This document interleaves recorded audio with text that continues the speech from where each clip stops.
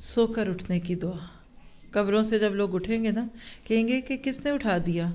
تو اللہ کے نبی کی سکھائی ہوئی دعاؤں میں سے سو کر اٹھنے کی دعا، الحمد للہ الذی احیانا بعد ما اماتنا والیہ النشور. ساری تعریفیں اس ذات کی ہیں جس نے ہمیں زندہ کیا ہماری موت کے بعد اور اسی کی طرف پلٹ کر جانا ہے.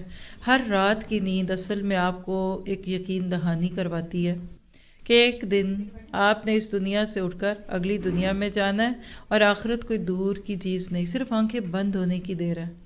آپ کتنے تھکے ہوتے ہیں، آپ بیٹھے بیٹھے سو جاتے ہیں، آدھا گھنٹہ سو جاتے ہیں، بڑی سکون کی نیند آئے گی مومن کو. نم کا نومۃ العروس، ایسے سو جاؤ جیسے دلہن سوتی ہے. ایک تصویر دکھاتے ہیں آپ کو، نیچرل تصویر ہے لیکن یہ دعا کرتے ہیں کہ اللہ کرے قبروں کے اندر کی کیفیت بھی ایسی ہو. کئی دفعہ لوگ قبروں کے اوپر پھول بوٹے چڑھاتے اور کچھ اس طرح کی چیزیں.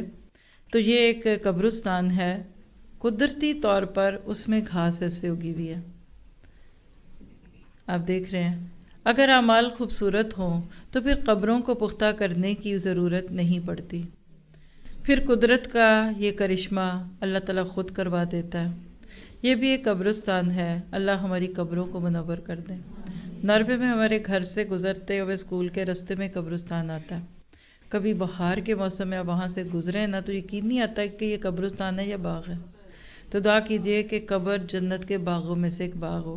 یہ جو اوپر کی تمثیل ہے نا، اس کو اندر کی محسوس کر لیجئے تو یہ جنتیوں کی قبریں ہوں گی. اللہ ہمیں جنتوں میں لے جائے.